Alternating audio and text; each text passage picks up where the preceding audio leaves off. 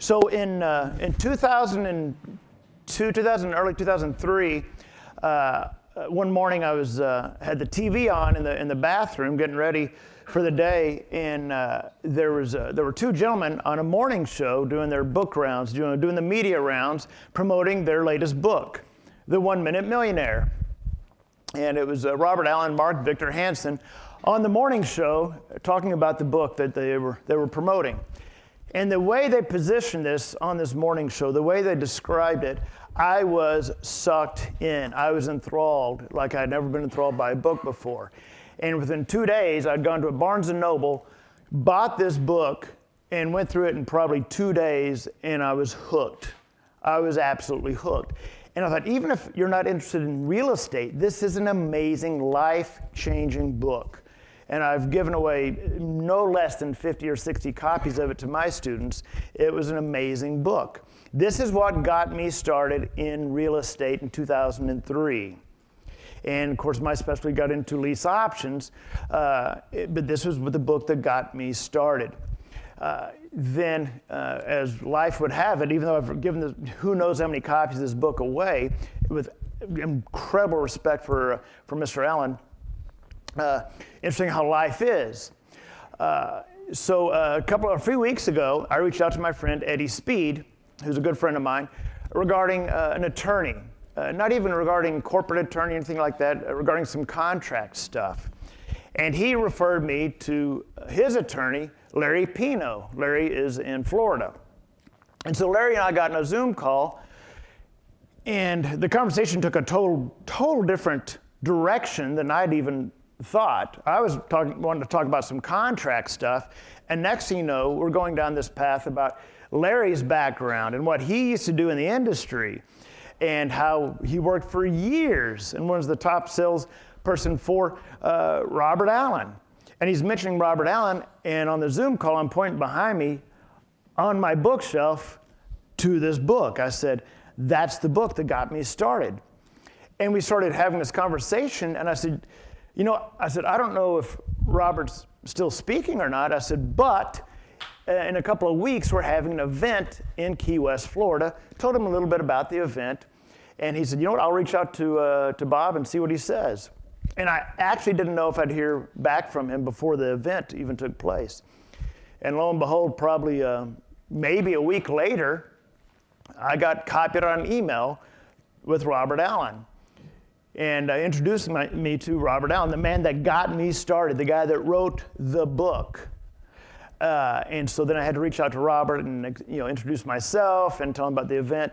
And it was the first time ever I was actually nervous, celebrity shock, like emailing somebody.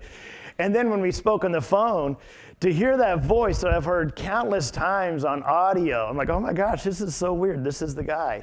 And so I don't get, I don't get celebrity shocked ever, but this is the one time I was like, oh my gosh, you were the man. So I'm just beyond blessed and grateful to now be able to call this man that got me started as my friend. So that's John's long version of I have a man crush on Bob.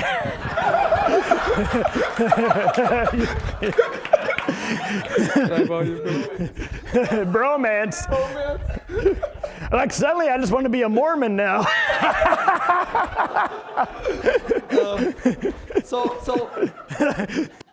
My real estate journey also began with this book. And so it's amazing how it came out that you and I both started with this book.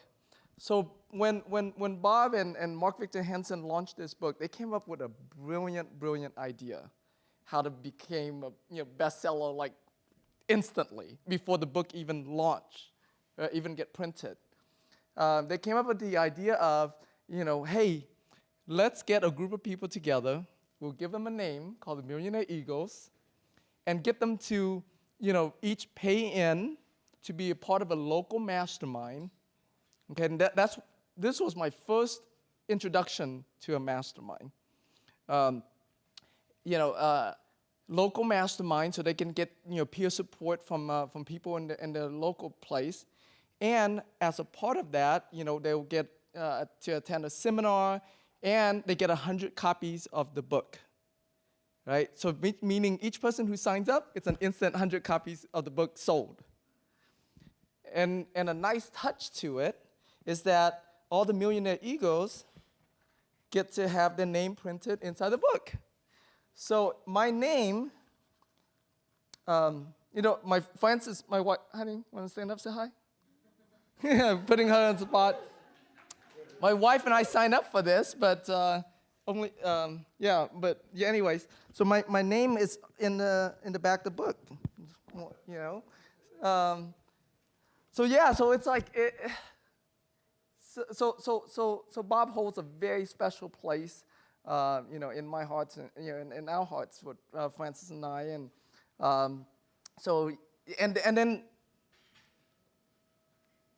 my very first deal that I did, Jerry used to perfect. Jerry Green used to do training for Bob. We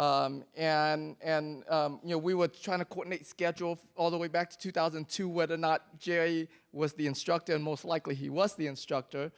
But in 2002, Francis and I, before the seminar started, we're like, hey, why don't we just put out some signs, get some leads in, so that way the things that we learned from the seminar we can apply immediately, right? So we put out 200 signs. She was driving, I was putting out the signs, and we went to the seminar that weekend. And at that weekend, I learned 2 questions that I still use today, even negotiating hotels or any of that stuff. And you guys know what those questions are? That's the second question. If I pay all cash, how much would you take? Yes, that was the first question. Yes. If I can pay all cash and close quickly, what's the least you would take? 7 a.m., so I went to the seminar Friday, Saturday, Sunday. 7 a.m. on Monday morning, a seller called. And I was still in bed, recovering from the seminar. So I didn't answer that call. But anyways, I called her back. And from that first question, I got her down to $60,000. And then I follow up with, is that the best you can do? She's like, the best I can do is $55,000. I was like, yes. I mean, this is my first time ever using this line, and it worked just like they said it would. Long story short, we rehab that property, we flip it. Crazy stories around that deal, but we ended up netting over $52,000 on that very first deal. So thank you, Bob, so much for being there at my start, and I'm so honored and happy to have you here to share with us today. So let's give Ladies and gentlemen, Mr. Bob Allen. Give us a big hand. Thank you. Thank you. Thank you. Thank you. That's all right. Have a seat. Thank you. Thank you. Oh, it's so amazing to be here when you hear those stories and to realize what goes around comes around, You plant a seed. This is almost 20 years ago. And 20 years later, he's the leader of this group, and he's here. You're here because of him. And isn't that amazing? Yep. It just blows me away. This is the power of a book. Now, how many of you do have books? May I see a raise of hands on that? Okay. So what you want, and how many of you don't have a book? Let me see a raise of hands on that. Okay, now this has to stop. This has to stop. Okay, your book will be done this year, right? Yes or yes? Yes. A second one, right? You're going to write your book this year. You say, what am I going to write about? Well, look what you learned here, frankly, and all the experiences you've had thus far in your life. You're going to write a book, because a book is your business. A book, everybody, and as you've learned from Chet Holmes, he says, we're in the information business. We're not in the, everybody's in the education business. And no matter what you're selling, even if it's a product, because you have to educate your customers. And when you have a book, it gives you credibility. What's powerful is when you come up to somebody and you ask you what you do. What do you do? What do you do? And you can tell them all the kinds of things about being coaches and an entrepreneur, everything else, but if you say the word author, Watch the way they look at you. They look at you differently. It literally transforms that experience. That you say, I'm an author. And they almost, you watch it like go, what's the name of your book? Well, some of you don't have a book yet, do you? So, are you an author is the question. Well, everybody take out a blank piece of paper right now and write the first sentence of your book. Everybody, right now. Those of you, especially those who have never written a book, write down the first sentence of your book. Right now, I'm going to give you 60 seconds. You have 1 minute. The time has started for everyone to write the first sentence of your next book. Even those of you who have a book, it's your next book.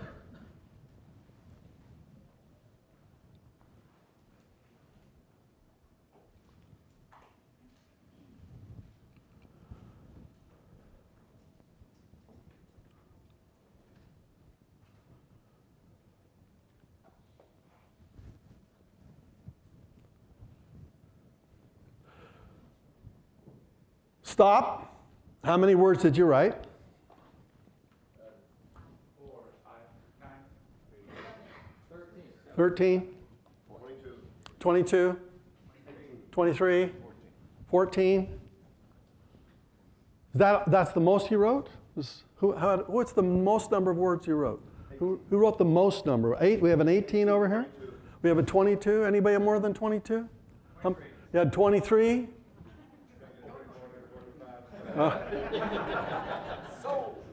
Okay.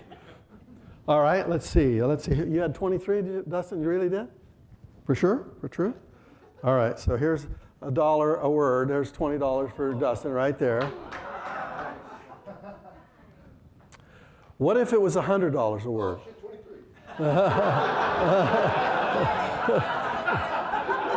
A little late. What if it was $100 a word? Would you have written more words? Well, that's about what I earn every time I write a book. It's about $100 a word. And when you write at $100 a word, it starts to make some serious money, okay? When you tell somebody that you're an author, they look at you differently. So today, from this time forward, even if you don't have a book, are you an author? Yes. Why? Because you wrote today the first sentence of your next book, right? So they're going to ask you, what's the title? And then you get to test your titles whenever you talk to somebody. And if you say a title and they go, really? How can I get that book? That's a good title. If they go, that's interesting, that's a bad title. Okay. So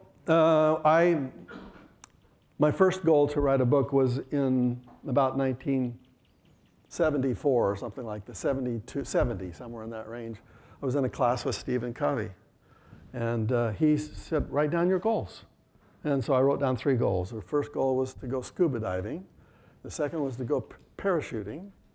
And the third one is to write a book. Why? I'm a college student. I don't have any experience about how to write a book or anything like that.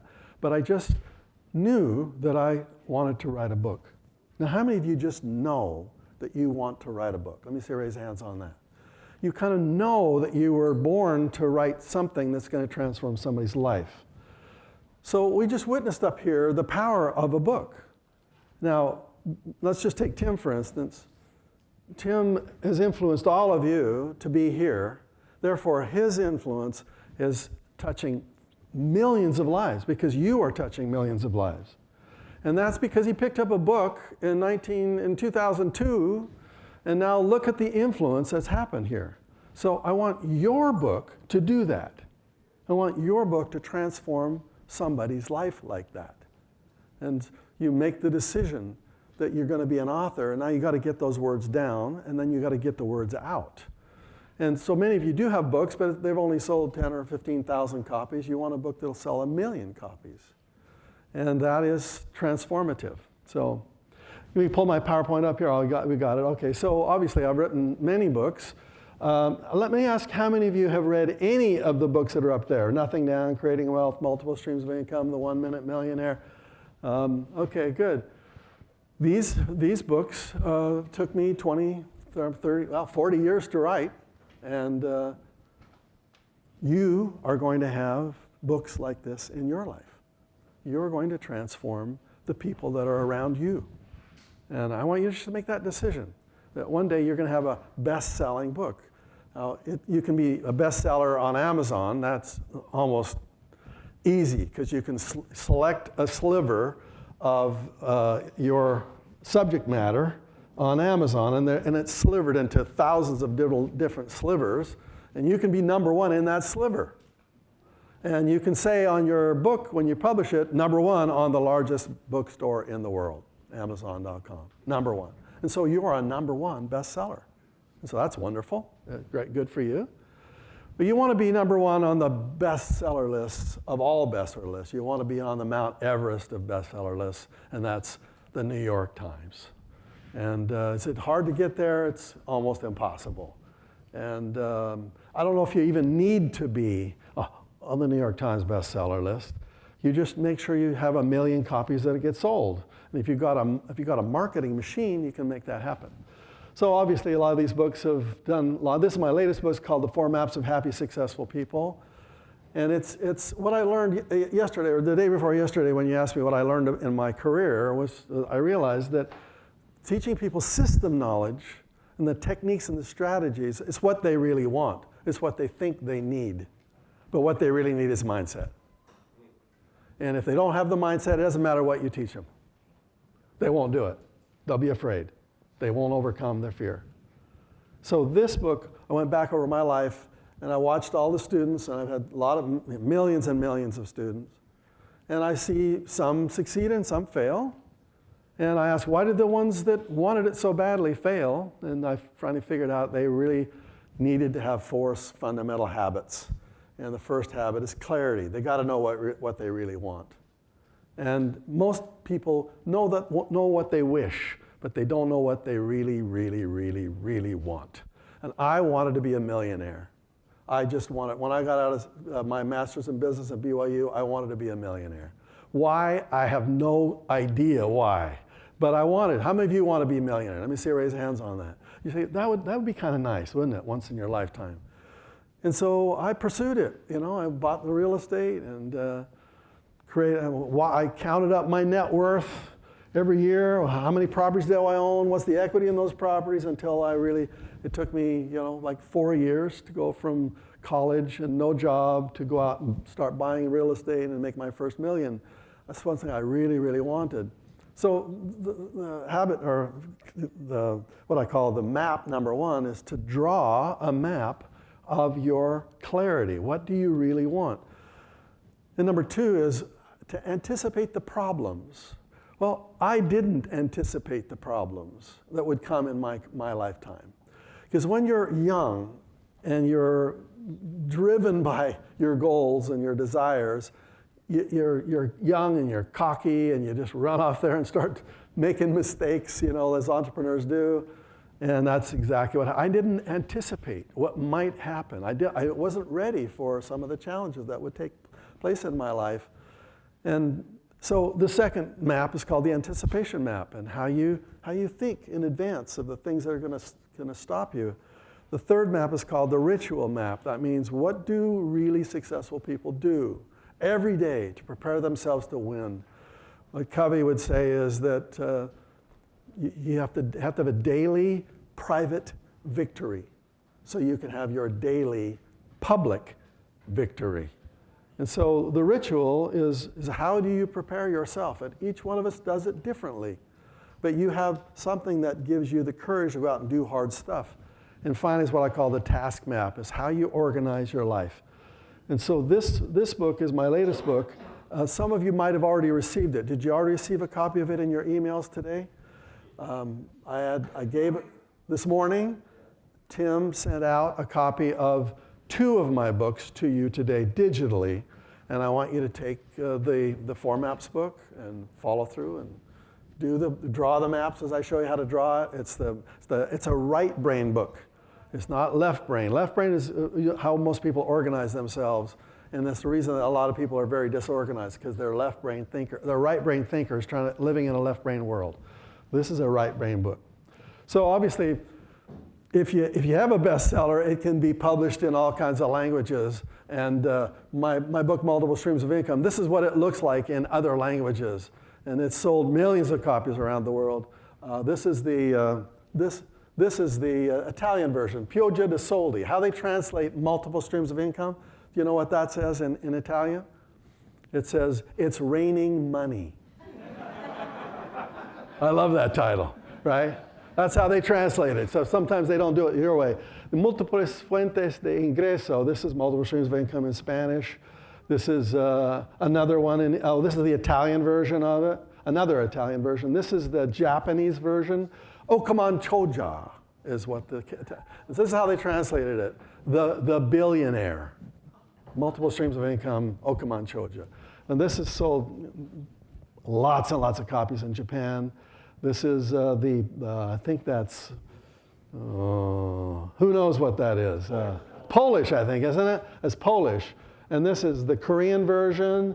This is the Russian version. This is the Chinese version. And so when your message gets a good market, you want to take that all around the world. And you want to spread your message everywhere. At least that's what I like to do. So back when I got started, young guy, I wanted to be rich and successful, you know. Look at those glasses, isn't that crazy? And now I get to speak in China and get to talk to huge audiences there. This is my wife of 44 years. Yeah, she still makes, isn't she beautiful? Yeah. Wow, she's amazing. Absolutely love that woman. And the reason I love her is not because of the #1 New York Times bestsellers, and not because of the wealth we've created. It's because when the bad stuff happened, and Robert Allen made some really catastrophically stupid mistakes, she lost it all with me too. And we had to start all over again at zero. And that's why I love this woman. 44 years later, after several big downs, she's still here. So the reason maybe I became a little famous is because of this book, Nothing Down. Nothing Down, How to Buy Real Estate with Little or No Money Down. And most people, when that book came out, they didn't believe it. They still don't believe it. You talk to people, they still don't believe it. It's not possible. How many of you bought a property with nothing down? May I say raise your hands on that? Yeah, of course it works. But nobody believed it. So I said, well, send me to any city, take away my wallet, give me a $100 bill, and in 72 hours I'll buy an excellent piece of real estate using none of my own money. And we ran that advertisement in the Los Angeles Times, in fact, all the major newspapers in the United States. Big, huge, full-page ads. And the seminars were killing it. We were just filling up seminars all around the United States until the Los Angeles Times, where we were running a full-page ad, said, we don't believe this guy can do it. We challenge you, they called me on the phone, we challenge you to do what you say you can do. We're going to put a reporter right by your side. You're going to go to San Francisco. Well, actually, they didn't tell me where we're going. When I showed up that morning at the Marriott Hotel at 6 o'clock in the morning with a reporter waiting for me, he gave me the tickets to where we were going to go because I had no clue where we were going to go. And we were going to San Francisco, one of the highest priced properties in the markets in the country, and not fun. So what do you do? Now, if I fail in my 72 challenge, send me to any city, take away my wallet, give me a $100 bill. In 72 hours, I'll buy an excellent piece of real estate using none of my own money. 72 hours later, the LA Times is going to put a headline. Robert is a flake. He can't do it. Don't listen to what he says. This would have ruined my career. I went all in. Now, had I ever done that before? No. And when I got to San Francisco, was I confident? I was scared out of my gourd. I was freaking, what the heck did I decide to do, right? But I knew there was a highly motivated seller somewhere in San Francisco. And I knew I was going to get on the phone and call every frickin' ad in that newspaper and talk to realtors, get thrown out of real estate offices, such as we were. And the bottom line is it took me 24 hours to find my first property. After I'm making hundreds of phone calls. They gave me a $100 bill. So that's all the money I have to live, to eat, and to market. And so I turned it into dimes and quarters and went to the St. Francis Hotel. You know where that is in San Francisco? Beautiful old hotel in Union Square. Stood in the lobby of the St. Francis Hotel at a phone booth in the St. Francis Hotel. And I called people and said, "Hi, I'm Mr. Allen here. I'm here at the St. Francis. And I'm looking to buy a piece of real estate. I'm trying to find something I need to buy in the next couple of days. I'd like to buy it with little or no money down. If you know somebody like that, please call me." And I left message after message after message after message. People were saying, no, no, no, no, no. That night, we went to the Tenderloin District. Do you know where the Tenderloin District is? You shouldn't. It's the red light district. It's cleaned up a lot now, but back then it was not cleaned up. And we found a little hotel where I could rent a room. It was $34 for that night. And I did not have a credit card. So the reporter and I split the fare, $34. Mine was 17, his was 17. And we didn't have a credit card. It was just two young guys coming to a motel in San Francisco wanting to not leave our credit card information and wanted there to be 2 beds in the room. There were 2 beds in the room, and I got in there. All I needed was a telephone, and so I was calling again that night until 10:12 that night when the phone rang. And he said, "Are you the guy that wants to buy the property with nothing down?" And I said, "Yes." And he said, "I have a property I'd like to sell you with nothing down. It's a property I just fixed up.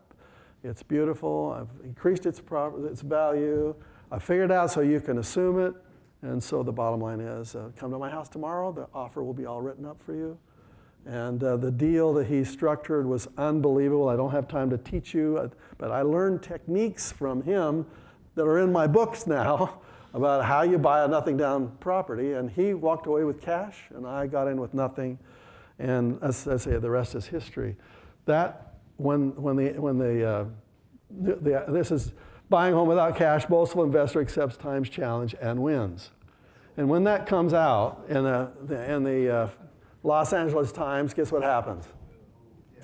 Yeah, the buzz starts happening, and the seminars. I can show that to every seminar I ever teach from now on, like I'm doing with you here, right here. This made me millions and millions and millions of dollars, where I could have lost millions and millions and millions of dollars. And so you got to go all in, and so that's one of the reasons I'm here, right? 7 properties. I bought 7 properties in 57 hours and gave the reporter $20 back in change. Yeah. There are highly motivated sellers everywhere. You just have to find them. And a lot of them don't want what we call don't wanters. Have you heard those words before? A don't wanter don't want their real estate, and they want to figure out a way to get rid of it. So that's started me on my journey. Now, in terms of real estate investing, I was so hungry to invest in real estate. I just bought so much of it and loved it. But you know what happened to me was when I started doing these little seminars in my own city and began to teach little classes, I loved teaching. I just love it. And for those of you who are coaches, you know what it's like. You just love to teach. And as I said last night at the dinner, I said, I'd rather fix up a human being than a piece of real estate any day. And so that's what I've been doing for the 40 years of my career. I don't do much real estate investing any longer, but I like to fix up people. And when you transform one life, you saw 2 lives up here. Were transformed. And not only were they transformed, but they have, John, you're transforming people. Hundreds and hundreds of people, thousands of people a year. You're giving them hope and dreams and the dream of financial freedom and living in a country where I can go on and on and on about it. That's why I want all of you to write your book. But let me just tell you the truth about what I see with lots of books. They look self-published, and they look like crap. And frankly, they're written like crap too. And just don't do that, because this is your legacy. Just don't do that. If you've written a book like that, then rewrite it. Show me that you're proud of something.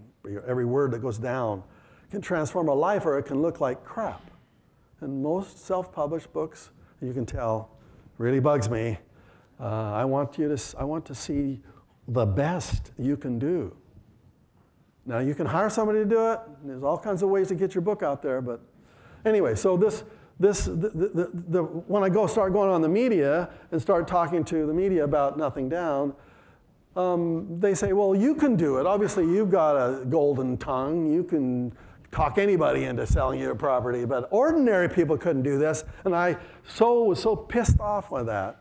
I remember it was on a talk show, I think it was in Houston or something. I said, well, you could send me to any unemployment line. Let me select someone who's broke, out of work, and discouraged. In 2 days' time, I'll teach them the secrets of wealth. In 90 days, they'll be back on their feet with $5,000 cash in the bank, never to set foot in an unemployment line again. And they said, could you do that?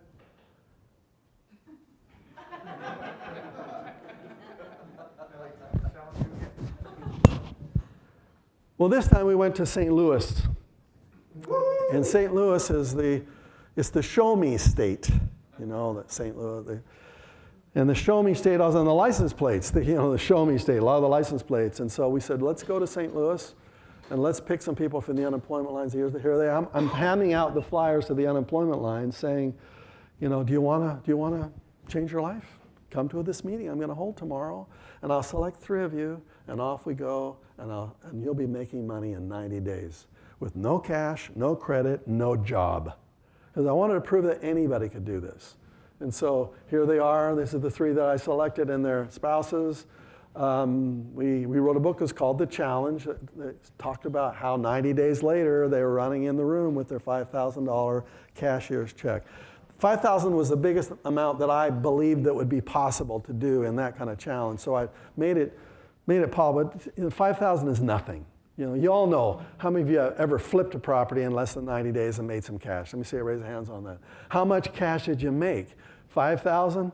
100,000? I mean, so 5,000 is almost nothing. But back then, that was all I was willing to go all in on, right? So we wrote the book called The Challenge, which you now have a copy in your email. I want you to read this book, and this is a book that you might want to share with some of your coaching students, because it just talks about how you overcome the mindset part and have your systems part and the people part. And so this is my gift to all of you here today. So you're all going to get a copy of that one, right?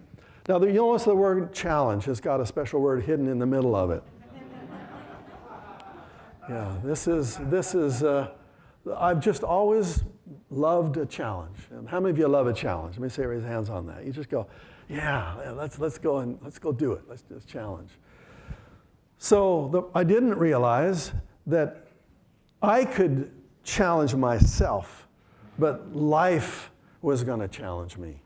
And so with all these #1 New York Times bestsellers, the wealth pouring in big time, millions and millions of dollars, and then we had a hiccup. And this is where we built our mountain cabin in Sundance Ski Resort in Utah. It's beautiful. Yeah, it's gorgeous. And Sundance is, some of you have been there before. Well, right above Sundance, there's a place where they have big, beautiful cabins, and we built a 10,000 square foot mountain home, and it was unbelievable. You drive in the garage, you get in your elevator, you go up the elevator, across the glass tube and I could go on and on and on, but on February the 13th, 1986, after millions of books sold and wealth beyond your wildest imaginations, sometimes you take a risk and you risk everything on one deal that you shouldn't risk on. I don't know if you know about intuition, but intuition usually tips you off to that. And my intuition said, don't buy that property. Don't buy that one. But you see, when you're younger and you're rich, you think you can do anything. you know, and you're really cocky. And after a while, life shows you the truth. And how many of you have been shown the truth about life? Okay, so life hit me right upside the head because our beautiful mountain home was avalanched on February the 13th, 1986. As my wife was driving to celebrate our anniversary the next day, and she'd gone up to cook something at our brand new, completely furnished, never been lived in, mountain home, multi-million dollar property, the most gorgeous, brand new furniture. On that day, the avalanche hit. And this is the front page of my local newspaper in Provo, Utah. Canyon, avalanche danger mounts, slide crushes millionaire dream cabin. I don't have time to tell you the miracle that happened on that day. The miracle was my house was completely destroyed, but my wife wasn't in it when the avalanche hit. And that's another story. Do I believe in miracles? Oh yeah, oh yeah. My wife and my son were not in it that day. And it wasn't until 11 months later, after saying, God, how could you do this? How could you do this? I'm on my way to anything I ever wanted. It's going to be free and clear. I'm going to be set for life. How could you take it all away? And sometimes you have to wait till all the evidence comes in. And the evidence was 11 months later. A guy comes up to me at a meeting and he says, did you know that my wife was coming down the road when your wife was going up and she got stuck in the road in the middle of the snowstorm? And she was stuck there for an hour with my little kids crying in the back of the Suburban, saying, my wife is saying, what's this stupid woman stuck here? And they had to finally go get it pulled out. And then an hour later, when she pulled up to where the cabin had been, the miracle was revealed. And so I didn't know until 11 months later. And so when I finally realized what had really happened that day, it changes to, God, how could you do this to me? To, God, how could you do this for me? So this wiped me out. The avalanche wiped me out because I had bought a property and leveraged everything with it. And when the bank called the loan, $1.7 million, and there wasn't the equity, because the equity of the cabin, the insurance wouldn't pay. The insurance wouldn't pay for my avalanche because it was an act of God. And so since they wouldn't pay the insurance, the bank called the loan, took everything. I'm literally, within months, I'm bankrupt and moved to California to start all over again at zero. Now, the challenge I did in San Francisco was send me to a city, take away my wallet, give me a $100 bill, 72 hours, I'll buy an extra piece of real estate using none of my own money. Now, send me to California with my family in a car to start all over again at zero with $3 million in debt. And that's what I had to do. I mean, maybe the challenge in San Francisco was just a dry run. Now I had to do it for real. I had to start again, all over again from scratch. What shall I do? Shall I teach more seminars? I can't teach more seminars. I'm bankrupt. How could I do that? How could I teach people when I am bankrupt? Well, the message is still true. I just made a couple of stupid mistakes, so I had to start all over again from scratch. So some of you have started all over again, haven't you? You know what that's like. I hope it doesn't happen to you. But I would not take back that avalanche for all the money in the world, because that avalanche drove me to my knees. I began to realize that it wasn't me. It wasn't my smarts, my brilliance. I had this idea, nothing down. Where did that idea come from? Driving down the freeway, I'll never forget. It's time to write your book now.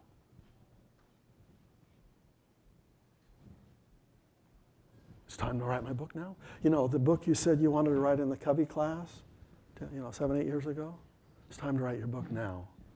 It was like, it's time to write your book now. So I went into my boss. I was a real estate investment counselor, making commissions selling real estate. And I went into my boss, And I said to my boss, I will never sell another piece of real estate for a commission ever again in my life. And I gave my license back. It was in November of that year. I went all in. It's time to write your book now. And so I went to my wife, trying to talk to her about what my intuition had told me. Sweetheart, I have a friend of mine who bought a property in Hawaii on the beach, and he'll let us stay there for a couple of weeks.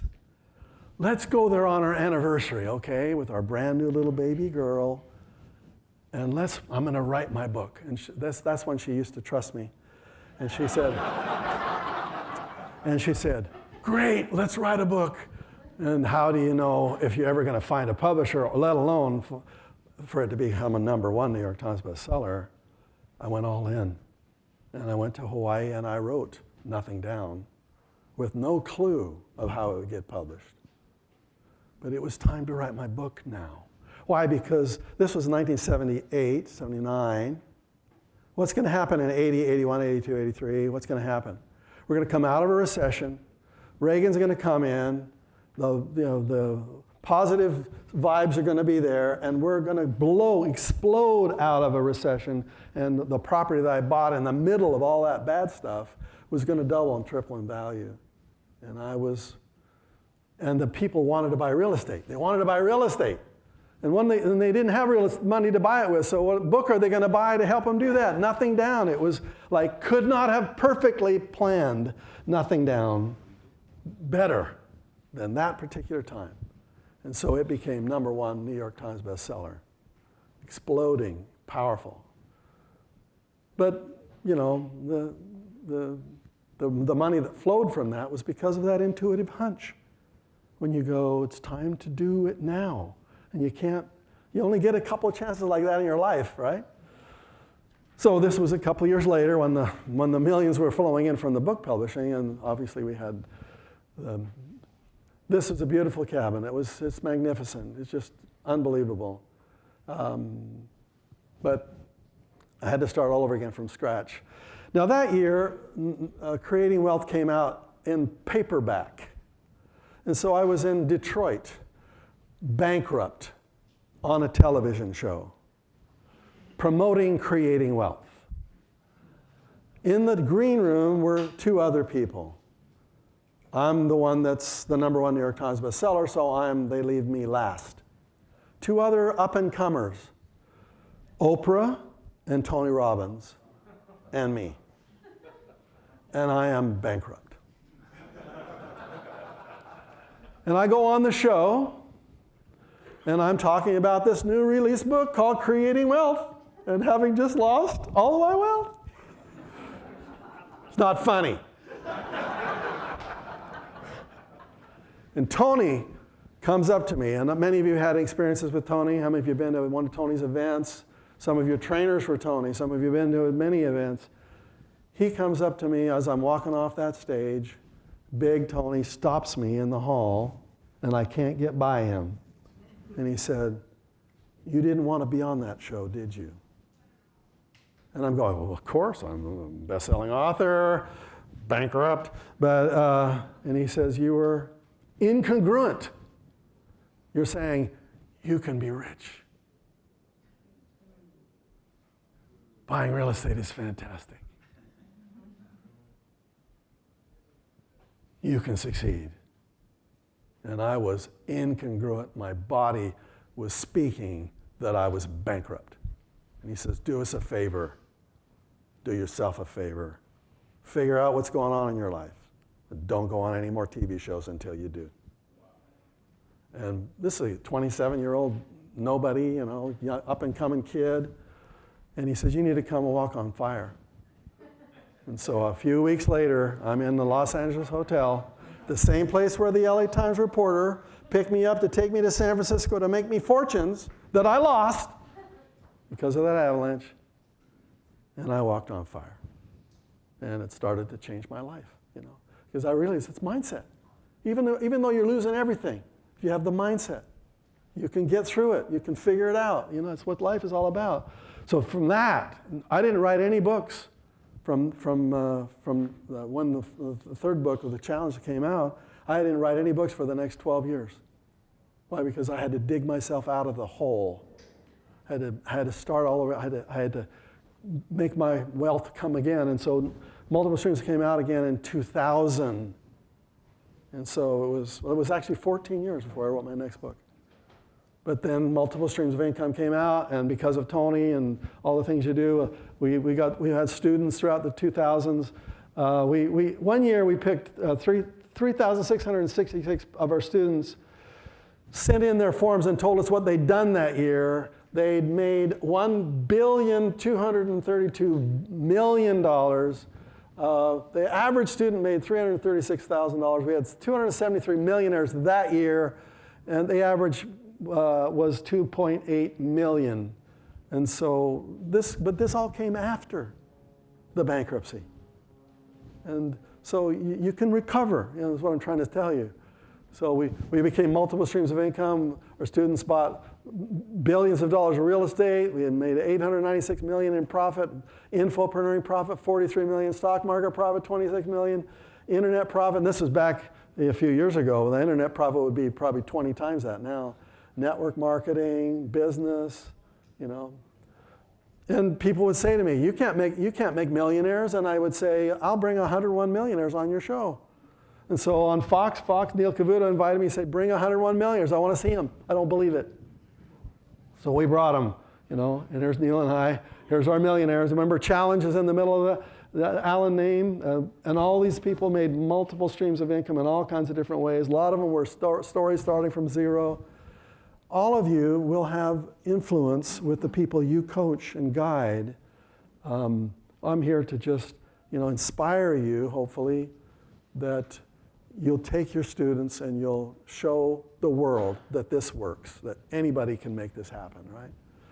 And then life throws another challenge, as I mentioned a couple days ago, driving my beautiful car after speaking in an engagement where I was really tired and ran into a friend of mine.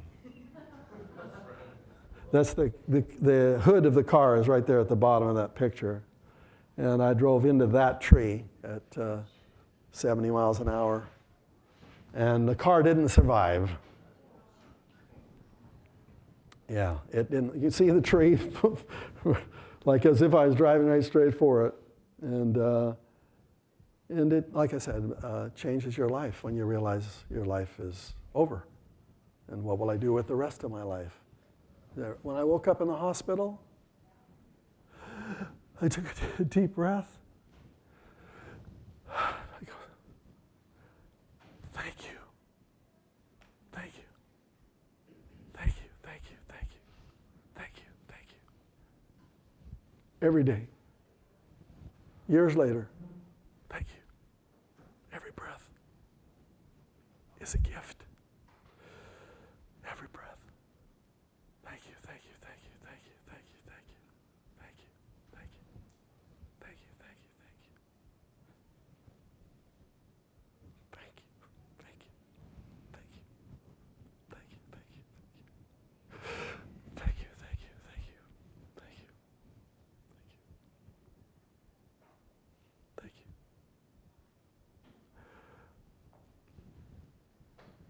When I was at the bottom of the previous challenge, life challenge, millions in debt, I went to my spiritual advisor and I said, life has fallen apart for me. I've lost it all. You wake up and you look at the newspaper and the front page of your newspaper has you declaring bankruptcy. And I'm supposed to be famous.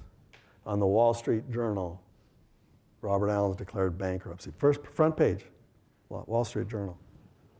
And I realized I have not only lost my money, but I've lost my reputation. I've lost I felt like I lost my soul. And I went to my spiritual advisor and he says, are you a giver? And I said, I don't have any money to give, are you kidding? I got millions in debt. There's never a way I'm going to get out of this. He says, you're not a giver? And I said, no. I said, I don't have any. He said, you need to be giving. I said, I don't have any money to give. What are you talking about? And it seemed like the dumbest thing for him to say that to me. I was actually kind of upset. Like, what, do you want some money from me? Is that what you want? He says, no, are you a giver? And I go, no, I don't. When I get all my debts paid off, and then I'll be a giver. You know? And he goes, just try it. Like, now. You know, this week you're going to earn a little bit of money from some royalties, little things that are going to flow in. So just give like what you earned this week and like 10% of it, like of the gross. And I went, you got to be kidding. See, most of the time when you see us guys talk about giving, because well, you're so freaking rich, you can give 10%. But me, I can't make my rent, you know? Well, I couldn't make my rent. And the challenge was a challenge. Give 10% this week. See what happens. So I did. And it seemed like the next week, it wasn't a miracle, but there's a little bit here, and maybe the problems were a little bit less, and the creditors were a little less demanding, and it just seemed like there was a little more money too, and so I gave 10% of that. And then the next week I gave 10% of a bigger amount. And the week after that I gave 10% of an amazingly larger amount. And then 10% of the week after that. I want to tell you, you got to be in partners with the universe. Does the universe where the don't wanters are right now? Does the universe know where the don't wanters are right now? Does the universe know where the business opportunities for you, where the next customer for you? Does the universe know where your next deal is going to come from? Yeah, but we're all pretty independent. We're very independent. We want to do it ourselves, pull ourselves up by our bootstraps.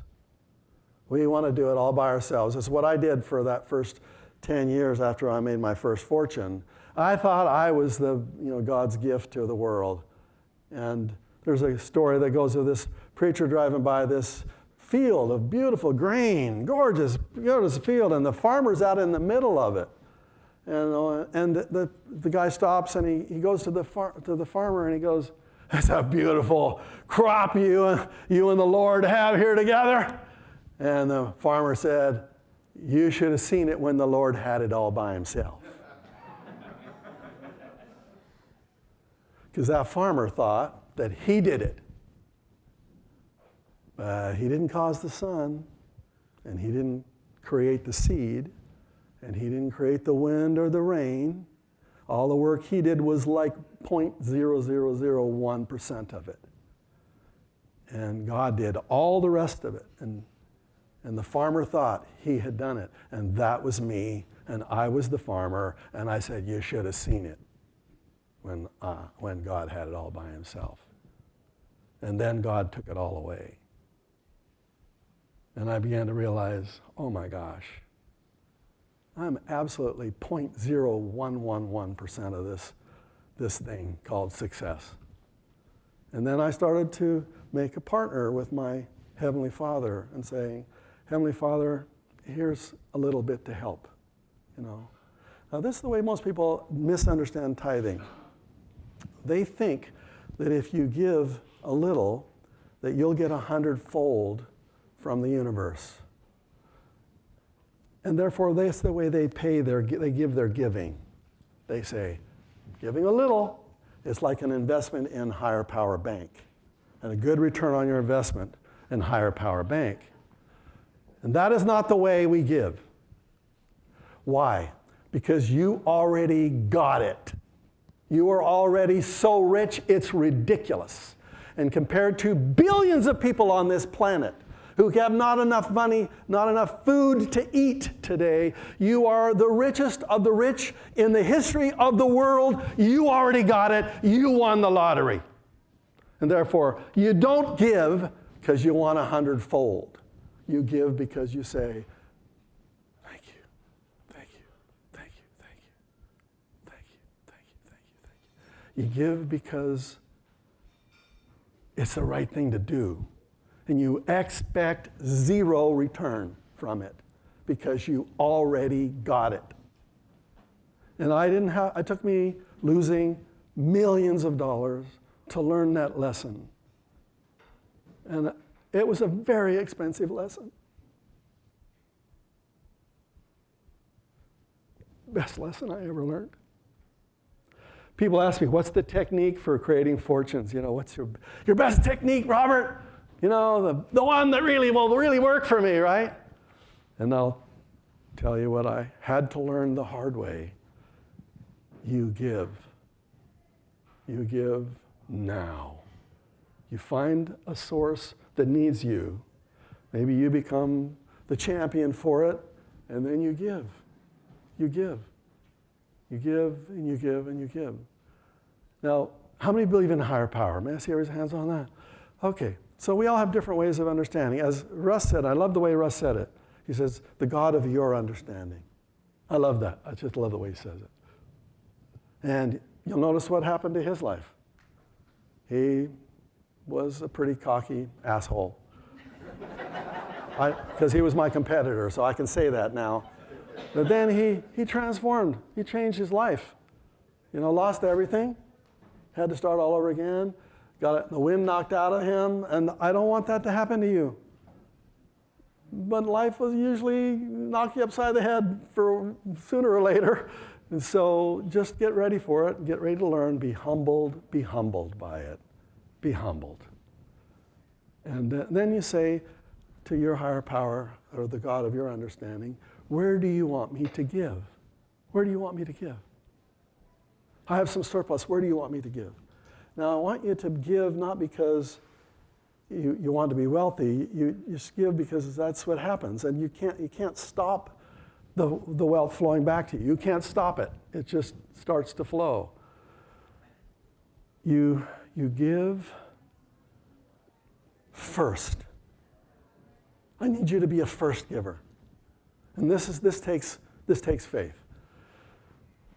Be a first giver means when the money flows into your life, however it flows in, you can figure it net or gross, doesn't matter to me, but as soon as that check is deposited, 10% of that money goes immediately first before you pay yourself for your fancy car, for your nice house, for that trip to Key West. You pay higher power first.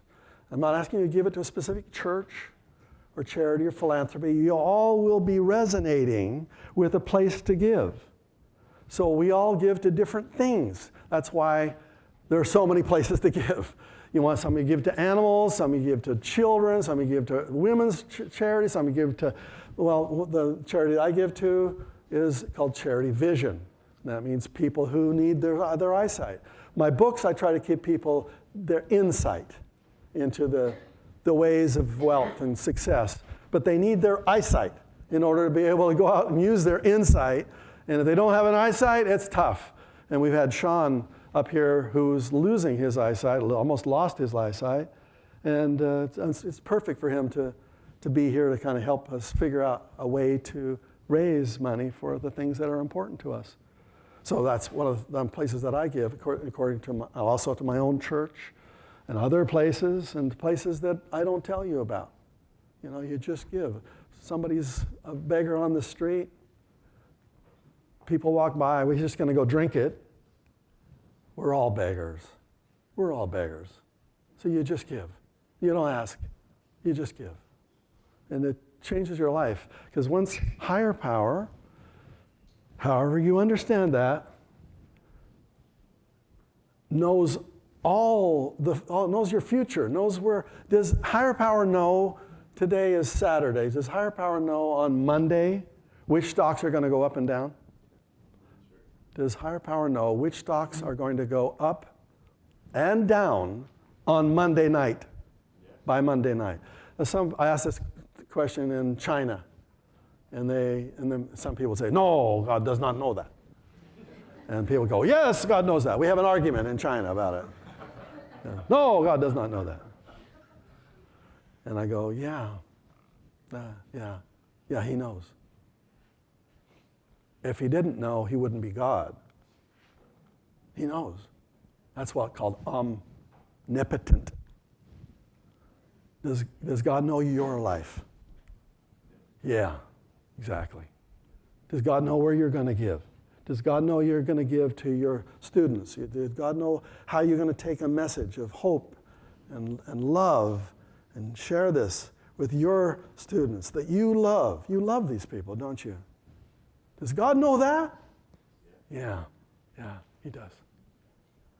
Does he want you to be more successful? Yeah, he does. He wants you to be really successful. But money is a drug, and it goes to your head, and it starts to make you think you're smarter than you are, and you start making stupid mistakes, as some of us have, and you just learn after a while you're only 0.0001% of that equation. And therefore, you say to yourself in the morning of the day, where do you want me to give today? And then you give. And what I'm so proud about Tim and John and all the rest of you is that this is a giving group. I think it's why you're so successful. How many foundations are there in America? Foundations, charitable foundations in America. Do you know why America is the richest country on the face of the earth? Because there are 1 million foundations in America that give to 1 million different causes. Whatever your cause happens to be, give to that, right?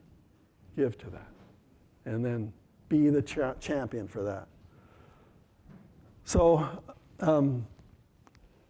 there's a lot of things I could share with you today, but the most important secret I've ever learned about wealth is to give the first amount away. Give it away.